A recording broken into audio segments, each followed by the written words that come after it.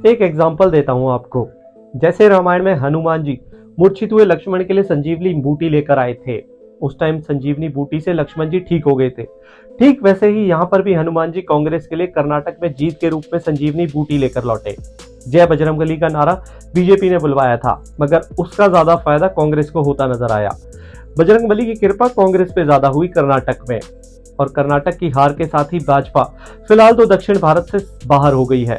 यानी कांग्रेस मुक्त भारत का तो पता नहीं, पर फिलहाल दक्षिण भारत भाजपा मुक्त जरूर हो गया है। यानी कि किसी भी स्टेट में अब भारतीय जनता पार्टी की सरकार दक्षिण भारत में फिलहाल नहीं है। वैसे एक और बात गौर करने वाली थी, शायद आपने गौर नहीं करी होगी, मैं बता देता हूं आपको। पिछली बार कश्मीर फाइल्स नाम की फिल्म रिलीज हुई थी और भारतीय जनता पार्टी हिमाचल का चुनाव हार गई थी। हिमाचल बिल्कुल कश्मीर के पड़ोस में पड़ता है। इस बार द केरला स्टोरी रिलीज हुई और भारतीय जनता पार्टी कर्नाटक का चुनाव हार गई, और इस बार भी कर्नाटक केरल के पड़ोस में पड़ता है। तो ऐसा क्यों हो रहा है कि किसी स्टेट के नाम से फिल्म रिलीज हो रही है और भारतीय जनता पार्टी उसी स्टेट के पड़ोसी स्टेट में चुनाव हार रही है? पिछली बार हिमाचल और इस बार कर्नाटक। खैर, मैं यहाँ पर किसी फिल्म की बात नहीं करूंगा, मैं आपको बताऊंगा कि कांग्रेस की जीत के फिलहाल कांग्रेस के लिए क्या मायने हैं। और आपको एक और चीज बताऊंगा कि पिछले 5 सालों में 31 विधानसभा चुनावों में भारतीय जनता पार्टी सिर्फ 6 स्टेट में ही बहुमत हासिल करने में कामयाब हुई है, मगर जोड़ तोड़ कर हमारी भारतीय जनता पार्टी 16 राज्यों में सरकार बना चुकी है। और अगर वहीं कांग्रेस की बात करें तो पिछले 5 सालों में 31 विधानसभा चुनावों में राहुल गांधी की कांग्रेस 3 स्टेट में ही क्लियर मेजोरिटी हासिल कर सकी है। बाकी के 9 स्टेट ऐसे हैं जहां पर कांग्रेस ने गठबंधन कर सरकार बनाई है। सत श्री अकाल जी, मेरा नाम है परमजीत सिंह। आप देखना स्टार्ट कर चुके हैं मेरा यूट्यूब, फेसबुक और इंस्टाग्राम का चैनल टू द पॉइंट परम। मैं आपको आज कांग्रेस की जीत के बारे में और बीजेपी के डाउनफॉल के बारे में बताने वाला हूं।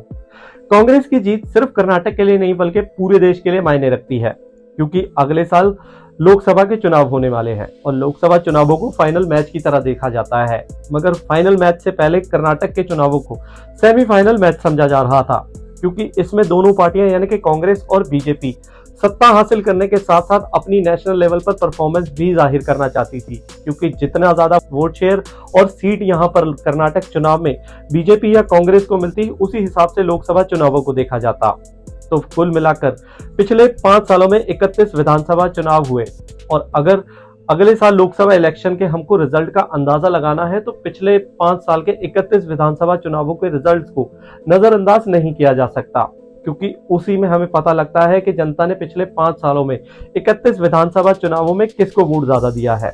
मीडिया बेशक भारतीय जनता पार्टी की सारे देश में सरकार होने का दावा करती है, पर तस्वीर इससे अलग है, क्योंकि ज्यादातर राज्यों में भाजपा ने जोड़ तोड़ कर ही सरकार बनाई है।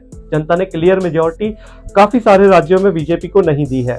यानी जनता का मत पिछले 5 सालों में यानी मई 2018 से लेकर मई 2023 तक काफी ज्यादा बदल गया है। जहां 2018 में देश के 21 राज्यों में 71% आबादी पर बीजेपी का शासन था, लेकिन अब बीजेपी सत्ता 45% आबादी तक सिमट गई।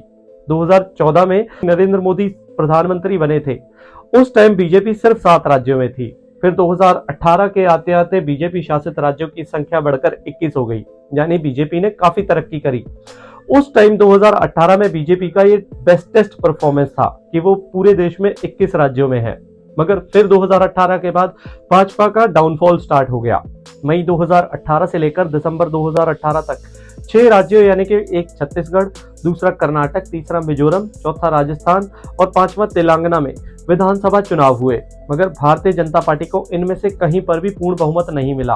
मगर फिर भी भारतीय जनता पार्टी ने मध्य प्रदेश और कर्नाटक के बाकी विधायकों के साथ मिलकर दोनों स्टेट में पहले सरकारों को गिराया, उसके बाद सरकार अपनी बनाई। यानी कि जो बागी हो गए थे विधायक, उनको अपनी तरफ कर सरकार बना ली। इसके बाद अगले साल 2019 में फिर से 7 राज्यों में चुनाव हुए और भारतीय जनता पार्टी को अरुणाचल प्रदेश को छोड़कर कहीं पर भी क्लियर मेजॉरिटी नहीं मिली। यानी कि बाकी 6 राज्यों में जो मोदी मैजिक कहा जाता था वो कामयाब नहीं हुआ। मगर इसके बावजूद भारतीय जनता पार्टी एक बार फिर से 2 जगहों पर जोड़ तोड़ कर गठबंधन में और एक जगह महाराष्ट्र में शिंदे गुट के साथ बागी विधायकों के साथ मिलकर सरकार बनाने में, यानी कि टोटल मिलाकर 3 स्टेट में सरकार बनाने में कामयाब भी हो गई। फिर इसके बाद अगला साल आया, यानी कि साल आया 2020। इसमें 2 राज्योों में यानी कि दिल्ली और बिहार में चुनाव हुए।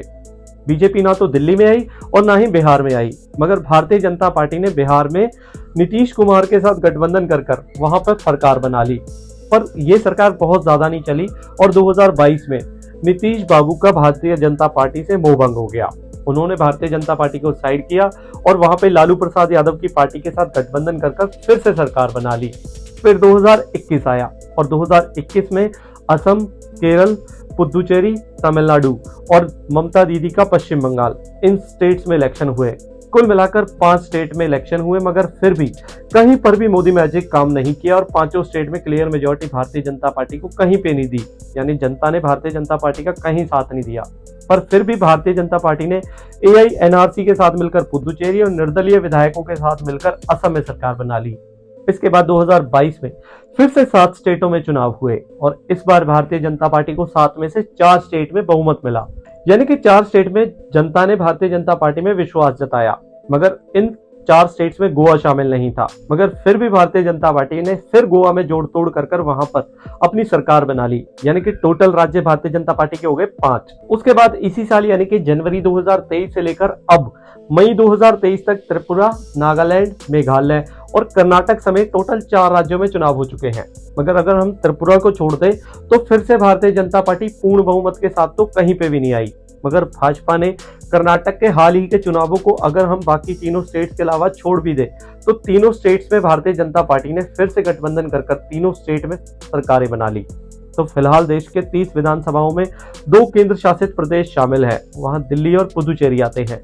कर्नाटक के नतीजों के बाद बीजेपी अब 15 स्टेट्स में सत्ता में है। इनमें से भी अपने बूते पर तो फिलहाल बीजेपी 9 स्टेट्स में ही सत्ता में है। बाकी की जो 6 स्टेट है उनमें बीजेपी अपने साथियों के साथ गठबंधन कर सत्ता में आई है। इनमें से भी कोई भी राज्य फिलहाल दक्षिण भारत का नहीं है। अगर मोटे तौर पर फिर से मैं वही आपको पुराना वाला आंकड़ा बताऊं तो कुल मिलाकर सिर्फ 6 स्टेट ऐसे हैं जहां पर की जनता का भारतीय जनता पार्टी में विश्वास नजर आता है। यानी कि जहां पर जनता ने भारतीय जनता पार्टी को पूर्ण बहुमत दिया है। एक और बात मैं आपको बता देता हूं कि स्टेट के मुद्दे और नेशनल मुद्दे दोनों अलग अलग होते हैं। जो जनता स्टेट के मुद्दे पर अपने लोकल लीडर्स को वोट देती है, यानी कि ऐसा दिल्ली में हो चुका है कि लोकल लोगों ने सारे विधानसभा चुनाव में आम आदमी पार्टी पे भरोसा करा था और बीजेपी को नकार दिया था। यानी कि टोटल मेजॉरिटी से काफी ज्यादा सीटें आम आदमी पार्टी की आई थी। मगर वहीं जब लोकसभा के इलेक्शन हुए तो लोगों ने बीजेपी पे भरोसा करा और आम आदमी पार्टी को दिल्ली की 7 में से एक भी सीट नहीं जिताई। तो दोनों मुद्दे अलग अलग होते हैं। स्टेट का मुद्दा अलग है, नेशनल मुद्दा अलग है। जो जनता स्टेट के मुद्दे पे अपने स्टेट के लोकल लीडर्स को वोट दे रही है, वही जनता नेशनल मुद्दे पे भारतीय जनता पार्टी को वोट दे सकती है। ये आने वाला समय बताएगा कि जनता किस तरीके से सोचती है। पर फिर भी जो पिछले 5 सालों में विधानसभा चुनाव हुए हैं उनमें देखा जाए तो भारतीय जनता पार्टी का ग्राफ गिरता हुआ ही नजर आ रहा है जनता में। जहां पे 71% जनता भारतीय जनता पार्टी में 2018 तक विश्वास करती थी, वो आंकड़ा 45% रह गया है। यानी कि लोगों का विश्वास भारतीय जनता पार्टी में गिर गया है। मैं उम्मीद करता हूं आपको मेरा ये वीडियो पसंद आया होगा। प्लीज मेरे चैनल को लाइक, शेयर और सब्सक्राइब कर लीजिए। बेल आइकन दबा दीजिए ताकि नए से नए अपडेट आप तक जल्द से जल्द पहुंच सके। हंसते रहिए, मुस्कुराते रहिए, अपना ख्याल रखिए, अपनों का भी ख्याल रखिए, सदा सेहतमंद रहिए। नमस्कार।